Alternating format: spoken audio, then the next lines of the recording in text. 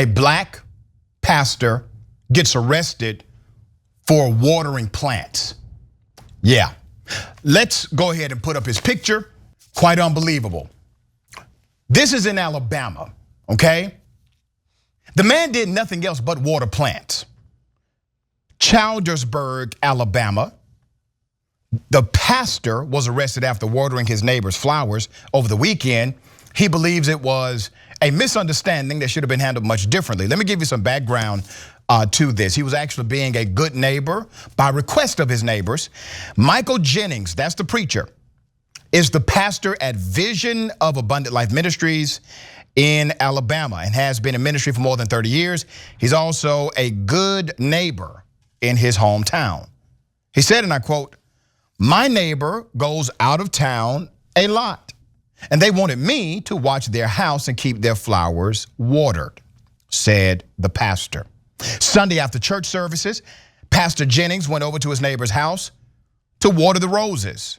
Another neighbor did not recognize who he was and called the police to report a suspicious person on the property. Okay, let's go ahead and go down the rabbit hole here. The entire reason why this was reported is because he's a black male. A white male would not have been reported even if the neighbor did not know who the white male was. If a white male was watering roses, the white male would have never had 911 called on him, but the black male did. Another element here, and I say this often, when you call the police, you're calling a gun. You have to understand that when you call a gun, even when there's no criminal activity, things can go south quickly. We have reported on those stories many times here. There's more.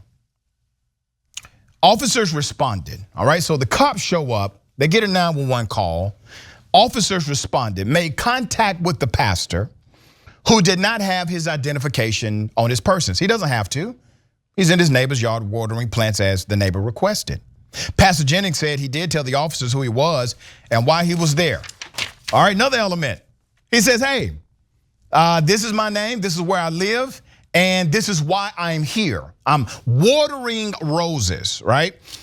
The cop said, give me some ID. I said no. Why did the pastor say no? Because I know some people will say, well, why did he just go in the house and run and get ID? The pastor said no because the pastor has dignity.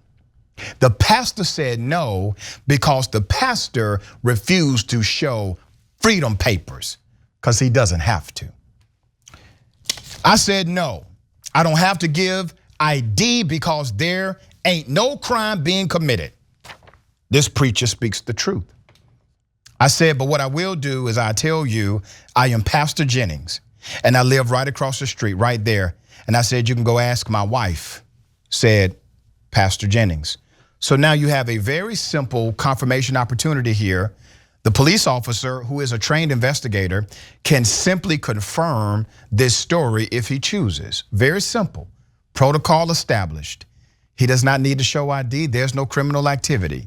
If you want to verify based on your prelim investigation, go ahead and do so. Here's what happened. Jennings said that when he continued to water the plants, he was then detained. A third officer, identified as a sergeant, arrived on the scene, and that's when the pastor said tensions escalated. He got out of the car. He was already fired up. I'm telling him, you're making a mistake.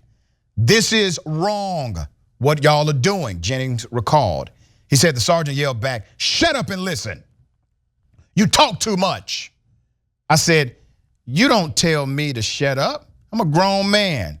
You going to jail, that's it, lock him up. All right? According to the police incident report, officers claimed Jennings was belligerent, walking away from police and threatened a lawsuit for racial profiling. By the way, none of that is illegal. All right? The longtime clergy leader admitted he was not happy, but said none of his actions warranted an arrest, and that is correct. Jennings said, and I quote, I think it was profiling. And because I did not talk to them the way they wanted me to talk to them, it made them angry and they decided we are going to arrest him, said Jennings. Now, let's go to the original neighbor, all right? The original neighbor who started this whole madness, who called the police, told officers that she made a mistake and begged the cops not to arrest Pastor Jennings once she realized it was her friend and neighbor. The woman's account is detailed in the incident report. I looked at it earlier today, but Jennings was still charged with obstructing governmental operations. Literally in the report that she filed, it said, I made a mistake. I got it wrong. There was no crime being committed. He doesn't need to go to jail. Even with that being part of the record, these Alabama cops decided to still arrest a black man in his own community for being a good Samaritan, a good man, a good neighbor, a decent individual, because they wanted to put him in his place, so to speak. There's more. Let's put up a picture of the police chief, all right? Does that shock you? His name is Rick McClelland. He's the police chief of Childersburg, Alabama. He declined an interview with CBS 42 because he said he was just getting caught up to speed on some of the details. He promised a full investigation and said he would take whatever action was necessary after looking into the matter. He's a damn lie. Let me tell you why he's a lie. This is not the first time that his department has been under scrutiny for racial intimidation, racial bias, and even corruption. He has done nothing about it. He will likely do nothing now. Systemic bias, racism is at play here. Unfortunately, the neighbor who got involved saw a black man. The black man happened to be her friend. Isn't that ironic?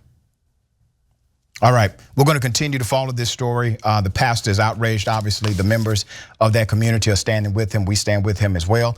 But this is part of the reason why we have to continue to fight the injustices in this country.